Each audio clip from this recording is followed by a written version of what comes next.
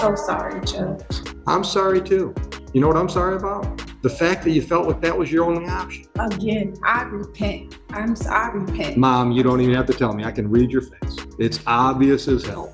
Everybody runs into tough spots. Now, last thing, because this is going to make my tail wag. Oh my gosh. Oh, It ain't much. No. It ain't much, but it's a little piece of my heart. I hope you hear. All right, guys. Today we've got a wild one. Judge Oakley is facing off with a couple caught stealing, and trust me, this case takes an emotional turn. Usually, we're used to seeing Judge Oakley lay down the law with some tough love and a whole lot of yelling. But this time, things played out in a way I didn't expect. I have to say, this might be one of the most gripping court hearings I've seen from him. The way he handled it? Absolutely different from his usual approach, and honestly, I think a lot of you are going to have strong opinions on it. I won't spoil anything, but let's just say this one really makes you think. That brings me to a question I want to ask you guys. Should someone who steals food just to survive receive the same punishment as someone who steals for selfish or greedy reasons? Is theft just theft, or should context matter? Drop your thoughts in the comments. I'd love to hear what you think. Now, let's dive in and see exactly how Judge Oakley dealt with this case. You won't want to miss it. Your Honor, would you like to call both these matters together? They're co-defendants who have waived any conflict. Sure, bring them up. Why don't you guys come on up? Good morning, Your Honor. Attorney Josh Adley appearing on behalf of co-defendants Kendrick McBride and Leslie Thomas, who will be coming to the podium. Good morning, folks. I have advised Mr. McBride and Ms. Thomas of the right to have independent counsel represent them. They've been advised and have waived that and asked for me to represent both of them and proceed. Okay, true? Yes, sir. Okay. All right. And have you folks discussed your rights and options with Mr. Hadley? Yes. And have you discussed the possible penalty for the charge? Yes. Retail fraud. Understanding retail fraud, understanding your rights and options, are you each going to plead guilty to that charge today? Yes. Ma'am? And are you doing this freely and voluntarily? Yes. Sir, how about you? Yes. Freely and voluntarily? All right. And Your Honor, just for the record, Same incident date? this is going to be a 771.1 as to Ms. Thomas, no priors. It'll be a 6-month delayed sentencing. Yep.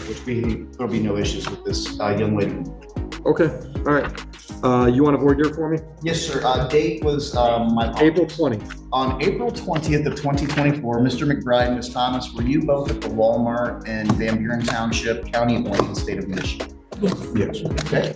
That date and time, were you at the self-checkout counter, and did you fail to scan certain items, personal items that you had that day? Yes. Were those items food, personal use items? Yes. Okay. And did you fail to pay for those items before being stopped by law enforcement? Satisfied? I am too. If we can move into a very brief allocution whenever the court's ready. Go ahead, I'm ready. Your Honor, I tell you, this is a family with 10 kids. The items that were taken that day, they have both come in the most sincere, humble way and have explained to me what was going on and why. They don't excuse their behavior, but they were in a tough spot and made a decision that day that they obviously regret now. I've discussed with them what options may look like moving forward, obviously for assistance or help, and again, even some of the court's options with maybe converting fines into community service. This young lady's never been in, again, trouble before. The emotion that came over her today when she heard that she wasn't even going to jail, could still be there for their kids, was overwhelming. Just anecdotally, Mr. McBride asked to come in and take responsibility for the entire day. Again, loving father, they're in a tough spot, and I'm not, again, saying what happened was okay. Yeah. But we look at the context of what was going on there that day, Okay. and we just ask that the court consider these factors when passing sentence for these two folks. And I swear I didn't mean to bring you normal for any sentence here. Just happened to be here. You guys working? Yes. Both of you? Yes. Mom, where you work? I'm self-employed. I have my own cleaning business. Good. Good. Residential and commercial? Residential. Okay. How about you, Dad? I work for High Time Home Health Care. Okay. Man, this really just highlights how tough the economy is right now. This couple both have full-time jobs, and they're still struggling to pay their bills. It's honestly heartbreaking. Life really isn't fair. That being said, they do have 10 kids, which is pretty wild. But still, if this were 50 years ago, a family like theirs would have been thriving on just one income. Back then, the average house was around $25,000, and a single paycheck could cover everything: mortgage, food, even a family vacation. Fast forward to today, and even with two people working full-time, they're barely making ends meet. Inflation is just insane, especially when wages haven't kept up at all. And don't even get me started on housing prices. Homeownership feels impossible for so many people now. It's just sad that some families are forced into situations where stealing feels like their only option. I'm guessing that's the youngest. She's How old's the second. oldest? She's second. Second, you got one smaller than her? Yeah. How old's the oldest? Oldest is 21. Okay, right. They all at home? No, some are off to college, Good. some in high school, Good. some in middle school, Okay. grade school. So what was going on? Just was running low on money. We did review the items with Miss Manor. Yeah. So Yeah, they weren't stealing vodka. there was no TVs, there was no items that would be resellable. They were all personal consumption. Yeah. I'm so sorry, Judge. I'm sorry too. You know what I'm sorry about? The fact that you felt like that was your only option. So, a bunch of stuff going in my head right now. And first of all, you're not going to jail. So you forget about that. Before you get out of this building, I want you to make contact with Mr. Taylor downstairs. Mr. Taylor is our community resource guy, okay? He's gonna be able to give you some phone numbers, some pamphlets for some organizations that you should have in your toolbox, Yes. okay? 10 kids, things will probably be tight again, right? So let's avoid this kind of stuff, Yes. all right?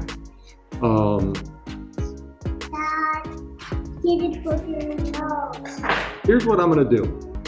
I'm gonna hit, well, first of all, either one of you got anything you want to tell me before I sentence you? Again, I repent. I repent. Mom, you don't even have to tell me. I can read your face. It's obvious as hell. Yeah. Anything else? All right, so here's what we're gonna do. I'm gonna hit you both $300 for a total of $600. You've heard me say this. I think you've been in here. You can do that with money if you just figure out you can pay $50 a month to take care of whatever you want to do. You can do it with money if you want to. The other thing, and I'm gonna guess that some of your kids know about this. One. Yeah. Yeah. I'm gonna suggest to you that maybe some of the other kids that don't know about it, maybe this is a good opportunity for you to teach the kids something. Amen. Okay? All right? So I'm happy to take your $600, but I want to make sure you understand that the other option is, and you can talk to Mr. Taylor about this as well, instead of paying us $300, you can do some community service, charity work, document that to us, we'll apply it as money and close these files out. But that gives you as parents a chance to pick where you do your charity work and take some of the kids with you. She's not going, obviously, right? But some of the older kids, they can go with you, and maybe it gives you a chance to have some family discussion about, look, everybody runs into tough spots, okay? You can take care of it one way, you can take care of it the right way. You didn't take care of it the right way. Right. Obviously, I'm not trying to rub salt in the wound. You guys know that, right? But I also understand sometimes when we're feeling under the gun, up against it, we just don't make good decisions, okay? So I want you to understand that's an option. Once again, for you guys might say, you know what, it's easier for us to find $600 than the time it's gonna take to do it with community service. But you talk to Mr. Avery Taylor about that and you work it out on you. Yes, Understood? sir. Yes, sir. Okay. Anything else? I promise you it'll never happen. I don't doubt that a bit. Not a bit. That's Pray not about it. That's not even a concern for me. Thank you. All right? So you keep giving me little hints that you're a woman of faith. I am. So what happened to you two today, I would say was classified as grace. Yes. Would you agree with me? Yes, sir. So here's what I think is really cool about grace. You can't keep it. Right.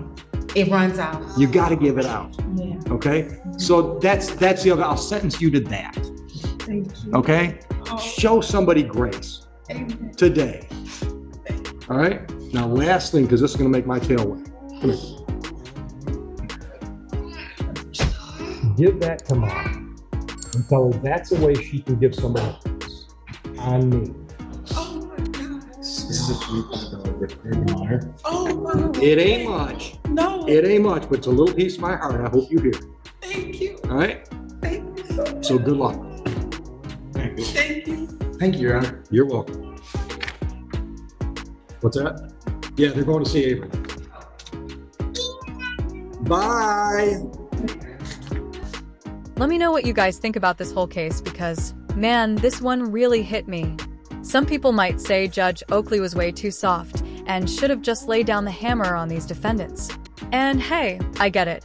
Judges are supposed to enforce the law, not hand out sympathy cards. But honestly, I think he handled this one perfectly. These people were clearly struggling, just trying to take care of their 10 kids and get by. Stealing essentials like food isn't the same as robbing a bank. Legally, theft is theft, but morally, it's a whole different story. You can just tell Judge Oakley is a good man by the way he handled this.